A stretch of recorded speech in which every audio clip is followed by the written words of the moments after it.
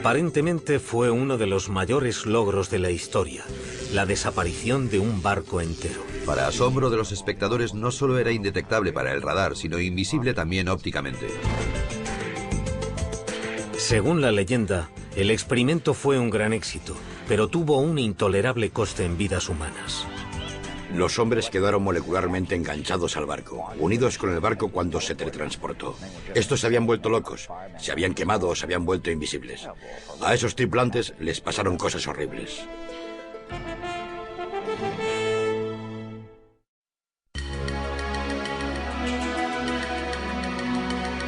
Los barcos de guerra oxidados no suelen aparecer en las páginas de Playboy.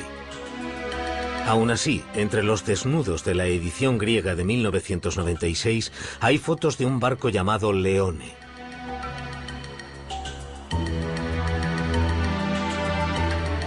El artículo tampoco es el típico de Playboy.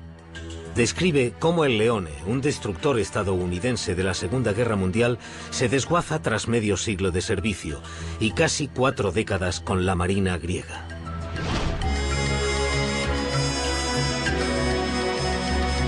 Pero es que este no es un buque de guerra normal.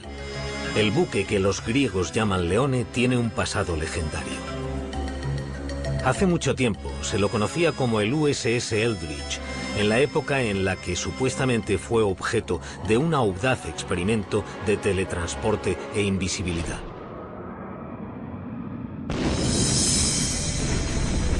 El experimento tuvo lugar durante los primeros años de la Segunda Guerra Mundial como contramedida contra los U-boats alemanes.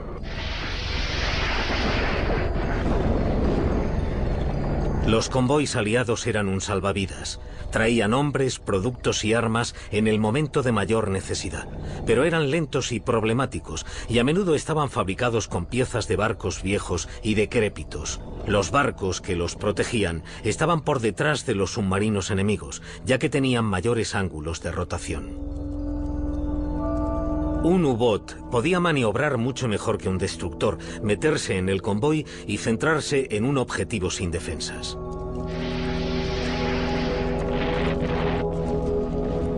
Solo en 1942 se torpedearon y se hundieron más de 1000 barcos aliados.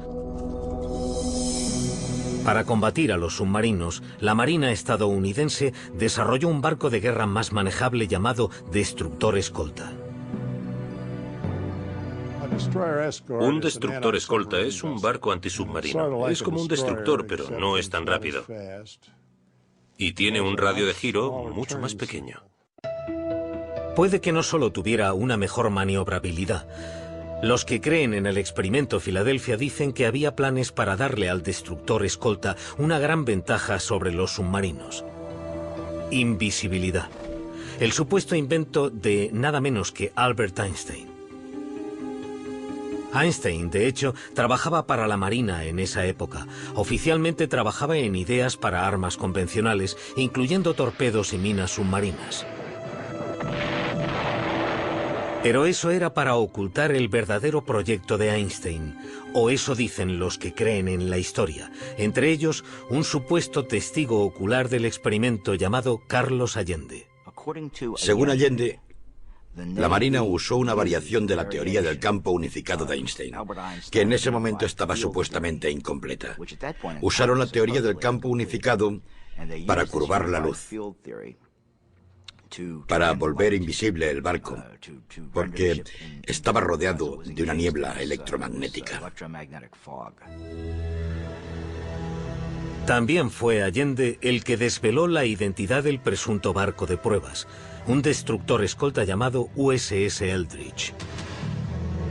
Ese salto a lo desconocido de la tecnología no se hizo sin miedos, o eso es lo que dice Alfred Bielek, que declara haber formado parte del equipo científico.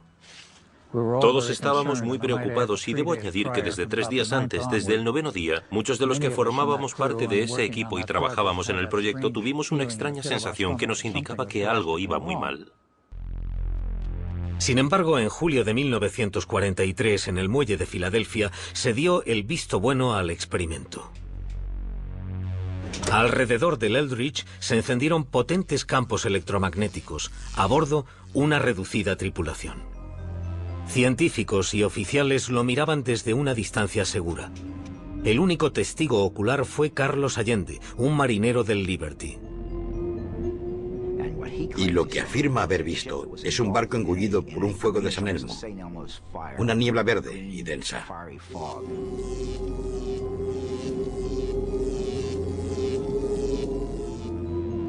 Mientras la niebla electromagnética se traga el Eldridge, se manifiestan extraños efectos ópticos. Y mientras miraba, pudo incluso meter un brazo en lo que él llamaba el terrible flujo de energía. Y el barco desapareció. Para asombro de los espectadores, no solo era indetectable para el radar, sino invisible también ópticamente. El Eldridge consiguió presuntamente la forma suprema de camuflaje, la invisibilidad. Pero entonces tuvo lugar un efecto aún más extraño: teletransporte.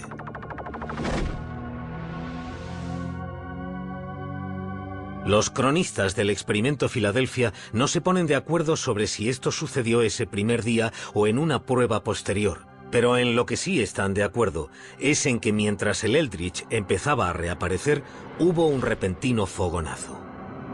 Entonces el barco desapareció otra vez y simultáneamente volvió a reaparecer en el muelle de Norfolk, Virginia, a 500 kilómetros de distancia. Tras unos minutos desapareció de Norfolk y reapareció en medio de otra niebla verde cargada de ozono en Filadelfia.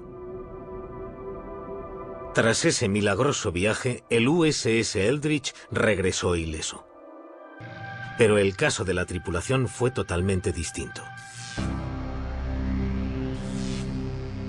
Los hombres quedaron molecularmente enganchados al barco, unidos con el barco cuando se teletransportó. Los hombres se volvieron locos, se quemaron o quedaron invisibles. Fue espantoso. A esos tripulantes les pasaron cosas horribles. A continuación, los asombrosos hechos que han sido encubiertos. Nunca les dijeron la verdad a las familias. Les dijeron que se habían perdido en el mar como parte del contingente de guerra. Era una afirmación muy creíble.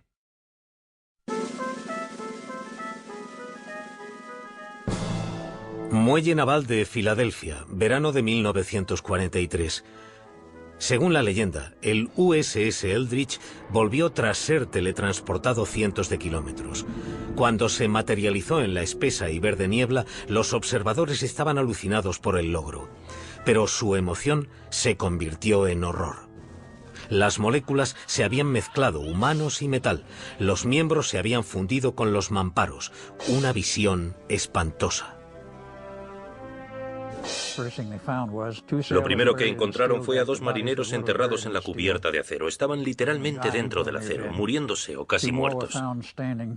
Había dos más de pie en el mamparo, también enterrados en acero. El quinto hombre tenía la mano enterrada en el acero. Otros marineros habían desaparecido, se habían vaporizado. Los supervivientes tenían otros problemas debido a los poderosos campos electromagnéticos a los que habían estado expuestos. Los hombres se habían vuelto locos, se habían quemado o se habían vuelto invisibles. A esos tripulantes les pasaron cosas horribles. El problema era que el sistema nervioso humano no podía asimilar la exposición a campos magnéticos y eléctricos de ese nivel, y les causó daños neurales.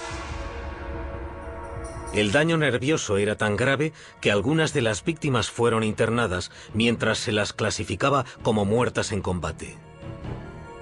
Nunca les dijeron la verdad a las familias. Les dijeron que se habían perdido en el mar como parte del contingente de guerra. Era una afirmación muy creíble. En una de las versiones de la historia, los hombres eran susceptibles a algo llamado congelación, que era entrar y salir de la invisibilidad. Eso condujo al episodio más surrealista de la historia, nuevamente según Carlos Allende. En una taberna de los muelles había un grupo de marineros del Eldridge bebiendo. Una cosa llevó a la otra y estalló una pelea. Era una bronca de bar, pero con una diferencia. Los marineros aparecían y desaparecían. Los marineros involucrados en el altercado se volvieron invisibles. Se disiparon en el aire ante los asustados clientes y camareras. Estaban ahí y de repente habían desaparecido.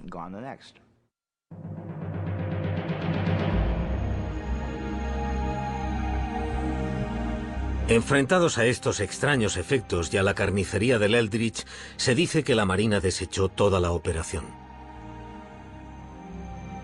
Se disolvió el equipo científico y se cancelaron los siguientes experimentos. Aparentemente, el diario de a bordo del Eldridge se alteró para mostrar que nunca había estado en el muelle de Filadelfia. Se obligó a los testigos a firmar juramentos de silencio draconianos.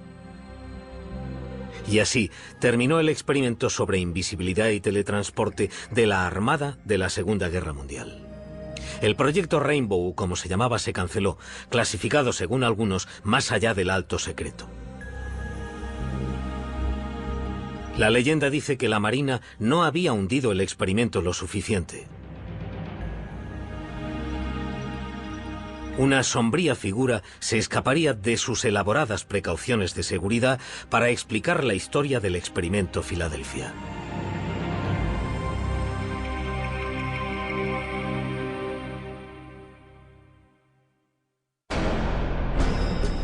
A continuación, los secretos de la Marina anotados en un libro legendario, unas revelaciones sorprendentes. Esos tres escritores resolvían todos los misterios del universo. Hablaban de modos y métodos de viaje usados por los ovnis. Hablaban sobre el comportamiento y la ética de los seres que gobernaban esas naves espaciales.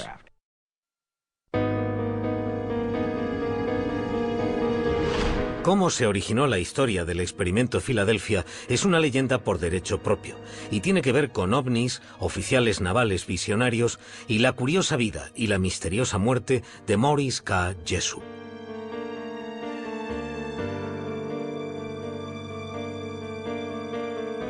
Jessup era científico y escritor, uno de los primeros investigadores de lo paranormal. Las cosas inexplicables le producían curiosidad y siempre pensó que la ciencia debía estudiar las excepciones, las irregularidades, creo que las llamaba, las cosas que no encajaban con las teorías. En 1955 publicó The Case for the UFO. El libro es un valiente intento por legitimizar un tema que las revistas baratas y las películas de serie B ya habían corrompido.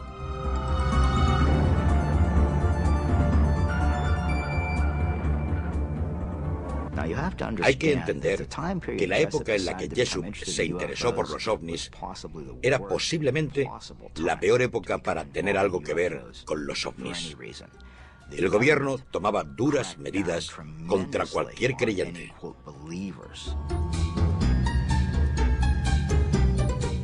Este desprecio oficial ocultaba un interés real del gobierno. Había informes de pilotos militares acerca de objetos voladores que nadie podía explicar.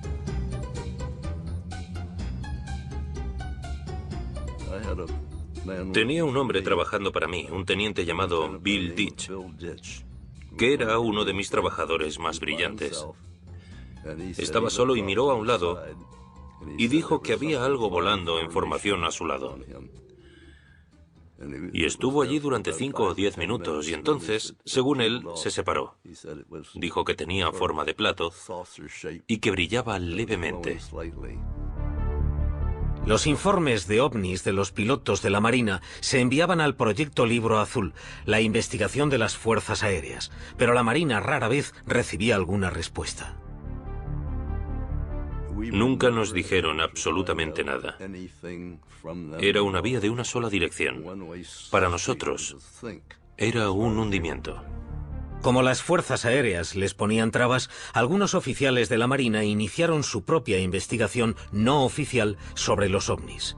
Entre ellos estaba el teniente comandante George Hoover y el capitán Sidney Sherby de la Oficina de Investigación Naval. Un día de 1955, un objeto misterioso llegó al cuartel general de la oficina y despertó el interés de los oficiales. Venía en un simple sobre marrón y con un tríptico saludo. No tenía remitente. El sello era de Seminole, Texas, y por detrás, garabateado, decía Felices Pascuas. En el sobre había una copia de bolsillo de The Case for the UFO de Morris K. Jessup. Los márgenes estaban llenos de comentarios en tinta de 3 colores diferentes y aparentemente en 3 caligrafías diferentes. Si leías los comentarios garabateados en el libro, esa gente hablaba de que estaban en algún lugar de la superficie de la Tierra. Los alienígenas, si queréis llamarles así. Esos 3 escritores resolvían todos los misterios del universo. Hablaban de modos y métodos de viaje usados por los ovnis. Hablaban sobre el comportamiento y la ética de los seres que gobernaban esas naves espaciales. Los escritores también afirmaban conocer un proyecto ultrasecreto llevado a cabo durante la Segunda Guerra Mundial en el que había desaparecido un buque de guerra. Experimentos de campo de la Marina estadounidense. En octubre de 1943, según el libro, se producía la invisibilidad de un barco y su tripulación. Los resultados habían sido tan aterradores que por suerte habían detenido la investigación. Es la primera mención a lo que se conocería como el Experimento Filadelfia, el nacimiento de una leyenda. Los oficiales de la Marina se sintieron intrigados por el libro. Llamaron a Morris Jessup al cuartel general de la oficina para ver si el autor podía arrojar alguna luz sobre su origen. Jessup reconoció la caligrafía del libro. Era extraño, pero había recibido cartas escritas con la misma inconfundible letra. Estaban firmadas por un hombre que se identificaba como antiguo marino mercante, Carlos Allende. El estilo de escritura de Carlos Allende proclamaba que estaba loco. Aún así, quizás el hombre solo exageraba algo que había visto o había oído. Desde entonces, la gente se ha mostrado perpleja ante el aparente interés militar de alto nivel en un libro sobre los ovnis. Morris K. Jessup quedó asombrado por el interés de la Marina. Se dice que empezó su propia investigación sobre el experimento Filadelfia. En 1959 presuntamente hizo un gran descubrimiento e iba a compartirlo con un colega llamado Dr. Manson Valentine. En abril de 1959, Morris Jessup llamó a su amigo, el Dr. Valentine, y le dijo: creo que he encontrado algo que tiene que ver con el experimento Filadelfia, que he estado investigando, y quiero mostrarte lo que he encontrado. Quedaron para cenar y hablar de su investigación al día siguiente. Sin embargo, al día siguiente, el 20 de abril de 1959, se descubrió el coche de Jessup en un parque de Coral Gables, Florida. El motor aún estaba en marcha. Había una manguera que iba desde el tubo de escape al interior del coche. Dentro estaba Morris K. Jessup, que todavía respiraba, aunque murió poco después envenenado por el monóxido de carbono. Aparentemente suicidio. ¿Lo era? Es muy interesante que en lugar de ir a casa del Dr. Valentine, eligiera ir a un parque y presuntamente suicidarse. Desde entonces, la naturaleza de la muerte de Jessup ha sido muy controvertida. Algunos creen que le asesinaron por lo que sabía sobre el experimento Filadelfia. Otros dicen que se quitó la vida debido a su reciente divorcio y al hostil recibimiento de sus libros. Sigue siendo un misterio incluso para su hija. Ella cree que tenía muchas cosas por las que vivir, pero admite sinceramente que lo contrario también podría haber sido cierto. Su mujer, Marjorie, me llamó para decirme que había muerto. Y mi reacción en ese momento fue decir, ¿cómo lo ha hecho? Así que para mí debía de estar deprimido en ese momento. Es curioso, hasta que me lo ha preguntado no había pensado en ello, desde hace mucho tiempo. Pero dijo que había muerto y yo pregunté, ¿cómo lo ha hecho? Sea como sea, la muerte de Morris Jessup añade misterio y credibilidad al experimento Filadelfia. Es una historia muy triste. Pero que hiciera eso ayudó a propagar y autentificar los rumores de que había algo, que esto tenía algo de cierto.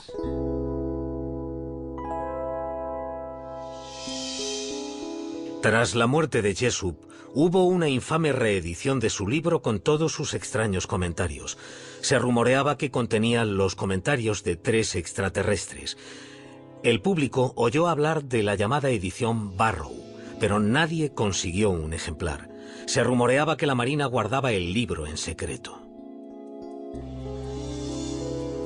Asimismo, todo el mundo había oído hablar de Carlos Miguel Allende, pero nadie podía encontrarle.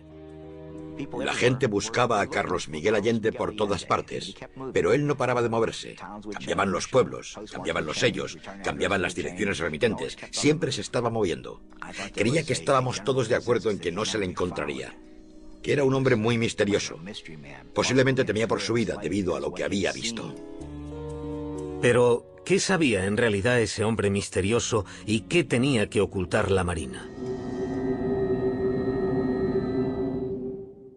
A continuación, exponemos los hechos del misterioso y accidentado experimento.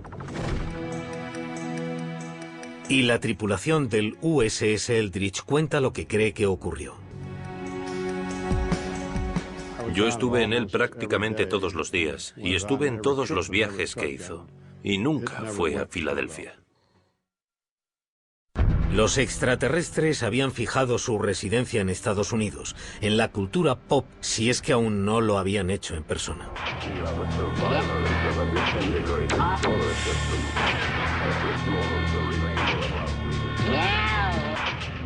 Los ovnis, Roswell, los ovnis de los 50, Expediente X, Alien, más Alien, hombres de negro, monstruos del lago Ness, juguetes, camisetas, figuras, libros, juegos. Todo esto forma parte de la historia paranormal de los últimos 40 años. Todo está en mi mazmorra.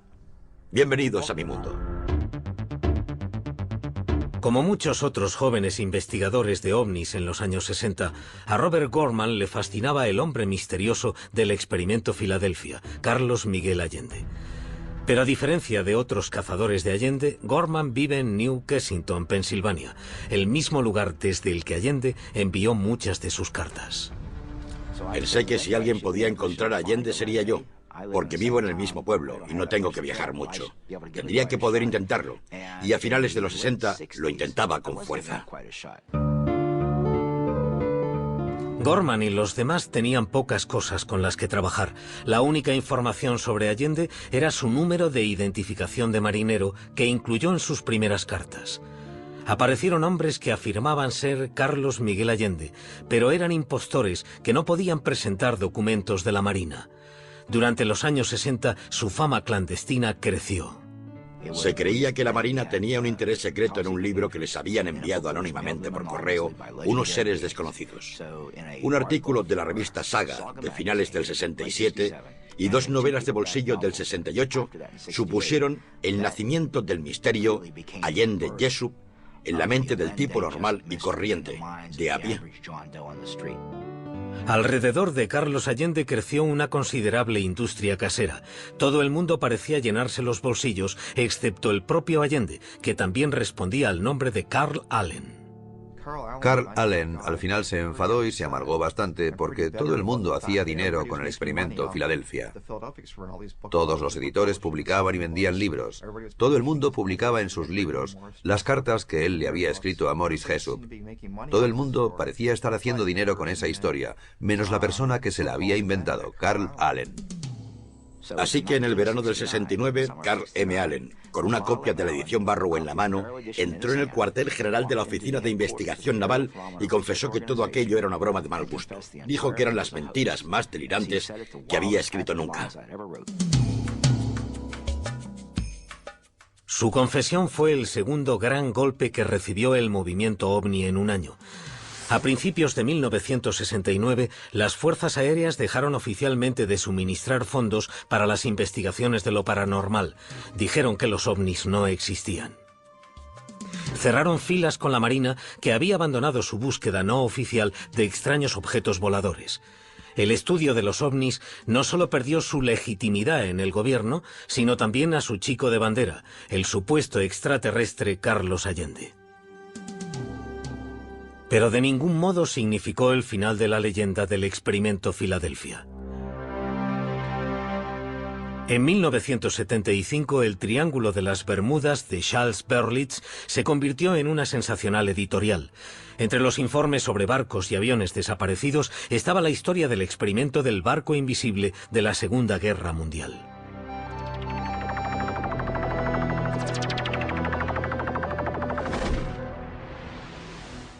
Cuatro años después, Berlitz igualó el éxito de ese libro con El misterio de Filadelfia. Él y William Moore, coautor de la obra, hicieron un refrito de los conocidos relatos de Carlos Miguel Allende. Oportunamente, Allende se retractó de su confesión y volvió a predicar el evangelio del experimento de invisibilidad.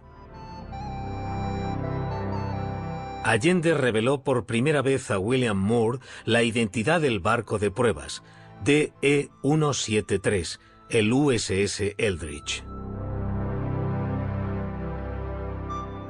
Los autores hablaron con miembros de la tripulación del Eldridge, pero las entrevistas no corroboraron el experimento. Yo estuve en él prácticamente todos los días y estuve en todos los viajes que hizo. Y nunca fue a Filadelfia.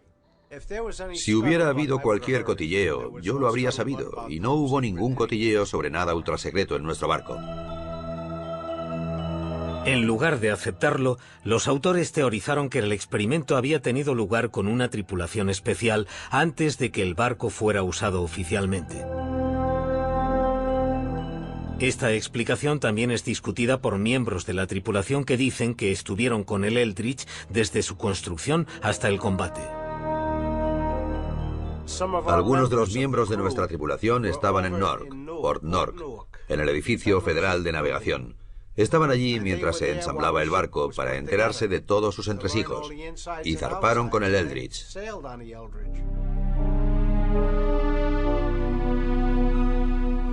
Mientras los miembros de la tripulación ridiculizaban la idea del experimento Filadelfia, el público lo aceptaba con entusiasmo. El libro fue otro éxito. Mientras se reavivaba el interés sobre este asunto, el hombre que se ocultaba tras él fue finalmente desenmascarado.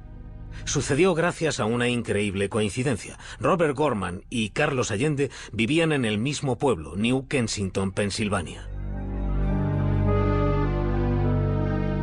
En 1979, Gorman hablaba con un vecino, un hombre llamado Allen, que de repente le reveló que era el padre de Carl Allen, alias Carlos Miguel Allende, y que tenía documentos para demostrarlo. Me dijo: Carl nos envía cosas continuamente. Deje que vaya a buscar algunos de sus papeles. Desapareció y volvió al cabo de un momento con una caja bastante grande, pesada, con 2 asas.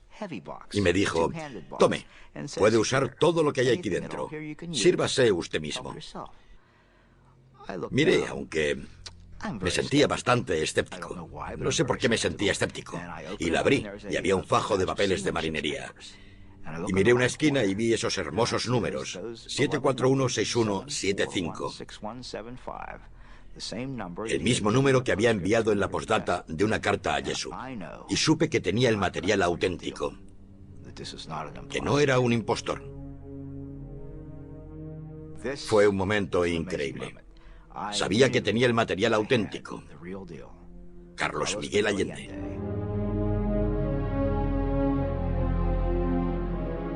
El material auténtico resultó ser bastante diferente a la leyenda del señor Allende. Su verdadero nombre era Carl Meredith Allen y había nacido en esta casa de Springdale, Pensilvania, en 1925. Lo primero que me viene a la mente sobre Carl Allen, mi hermano mayor, es que era muy inteligente, pero no muy listo, no sé si me entienden. Tras una prueba de inteligencia, tuvo el segundo coeficiente intelectual más alto del condado, pero suspendió en el colegio.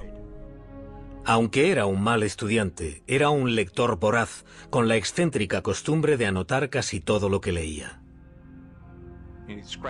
Tachaba lo que el autor había escrito y ponía su propia anécdota en el margen. Y creo que lo hacía porque no había aprendido a escribir. Así que se limitaba a cortar y pegar lo que otra persona había escrito. Se compraba un libro, lo llenaba de comentarios y lo enviaba por correo a alguien que pensaba que podría estar interesado en lo que él había escrito. Que garabateara The Case for the UFO y lo enviase al cuartel general de la Marina es típico de Allen. Pero fue un tiro a ciegas que dio en la diana, desencadenando una impresionante reacción en cadena. La Marina llamó a Jessup por casualidad. Jessup conservaba las cartas. Los dos hombres, fuera de servicio o no, decidieron reproducir el libro, lo que generó el rumor de que el libro con las anotaciones circulaba entre las personas más poderosas. Y después, Jessup se suicidó. Robert Gorman concluyó que el experimento Filadelfia no era nada más que un fantasma. En 1980 publicó un artículo en la revista Fate titulado Alias Carlos Allende, en el que revelaba que el nombre era Allen, no Alien. Descubrió lo que cuesta matar una leyenda. Envié preguntas a diferentes e importantes personalidades relacionadas con los ovnis, gente que dirigía revistas, y lo que recibía era más que una simple evasiva. Casi me ponían en la lista negra. Todo iba bien cuando escribía artículos a favor de los ovnis y sobre los hombres de negro y los misterios del universo, pero no querían saber nada de Carlos Allende. El propio Allende contestó con amenazas de muerte. En el reverso de un sobre que envió a su padre, incluso mencionaba que el único motivo por el que no había matado a Gorman era porque aún no lo había atrapado. De hecho, ambos hombres acabaron por conocerse personalmente, pero en persona Allen era cualquier cosa menos intimidante. Probablemente el anticlímax de mi vida haya sido conocer al Carlos Allende de carne y hueso, porque no supuso nada mágico para mí. No me interesaba, no me intrigaba el destructor desaparecido, no me intrigaba saber si era un extraterrestre, porque sabía la verdad. ¿Fue el descrédito de Allen como testigo presencial el final del experimento Filadelfia o realmente ocurrió algo en 1943?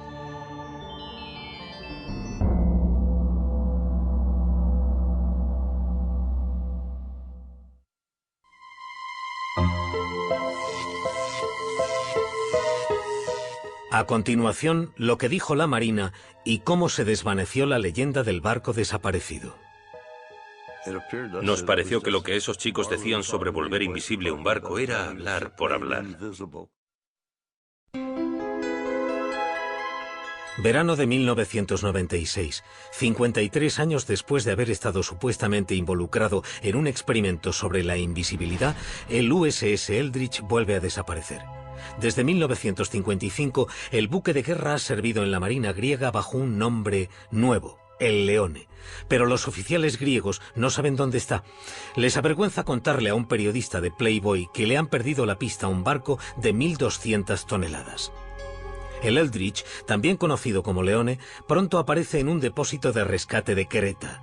Su más reciente desaparición se ha debido a un error burocrático, no a un experimento ultrasecreto. Su última aparición es en la revista Playboy antes de que lo desguacen con sopletes y lo vendan como chatarra.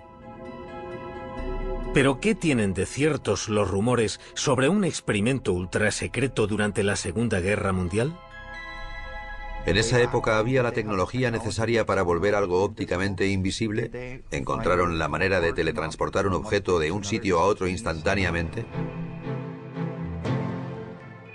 A principios de los años 40, en cierto modo se habían puesto en marcha técnicas de invisibilidad. Iban desde simples pantallas de humo a un ingenioso plan para camuflar los aviones que en clave se llamaba Yehoti. Proyecto Yehoti. Se equipan dos aviones con faros sellados en las alas para iluminar la silueta del avión a cielo abierto. Tuvo un relativo éxito. La Marina consideró todas las opciones para esconder sus barcos de los submarinos que los rondaban, incluso el truco de un mago llamado Joseph Dunninger. El señor Daninger, para obtener más publicidad, dijo que podía hacer invisibles los barcos de guerra. Convocó una conferencia de prensa para demostrarlo. Y dijo que, bueno, no tenía un barco de guerra y que, por supuesto, no cabría en una sala de hotel. Así que haría desaparecer una foto. Y lo hizo. Hizo desaparecer la foto del barco de guerra. Los militares se enteraron y fueron a verle. Y le obligaron a decir que no, que realmente no tenía ningún modo de hacer invisibles los barcos de guerra. Pero mencionó que había un par de técnicas que le rondaban por la cabeza que podrían hacerlos un poco más difíciles de ver. Lo que les dijo se mantuvo en secreto. Y Daninger se lo llevó a la tumba. Otra práctica naval pudo alimentar la fábrica de rumores, una técnica para esconder a los barcos de las minas magnéticas llamada desmagnetización. La desmagnetización es un método en el que se ponen cables en el casco de un barco para hacerlo invisible a las minas magnéticas. Siempre sabíamos que iba a haber desmagnetización, porque recogían todos los relojes. Cualquier cosa que dijera la hora, lo recogían todo, y lo dejaban en tierra para que el campo magnético no estropeara los relojes. Durante la Segunda Guerra Mundial, la Marina tenía una zona de pruebas poco conocida en Chesapeake Bay. Cualquier buque de guerra equipado con un equipo desmagnetizador les habría visitado.